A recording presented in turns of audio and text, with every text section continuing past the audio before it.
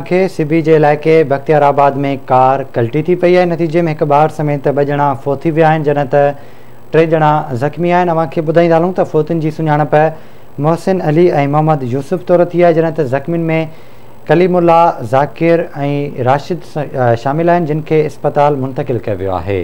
आगाह कयूं पिया सिबी जे इलाइक़े बख्तियाराबाद में कार कल्टी थी आहे। इन हवाले से राब्तो कयो आहे कोयटा में आज़ाद बलोच साहब। जी आज़ाद, अपडेट कजो हादसे बाबति।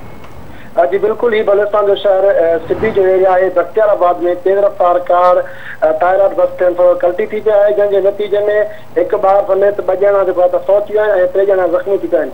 इतला मिलण ते पुलिस वाक़े वारे हंधि पहुची करे फौतियुनि जे लाश ऐं ज़ख़्मियुनि खे सिबी अस्पताल मुंतक़िल करायो, जिते फौतियुनि में मोहसिन अली ऐं यूसुफ शामिल आहिनि। ज़ख़्मी में कलीमुल्ला, ज़ाकिर, राशिद शामिल आहिनि। कार जेको आहे त जैकमाबाद खां कोयटा तरफ़ अची रहियो त हादसो पेश आयो आहे। जी ठीक है आज़ाद, वॾी महिरबानी अव्हांजी तफ़सील खां आगाह करण लाइ।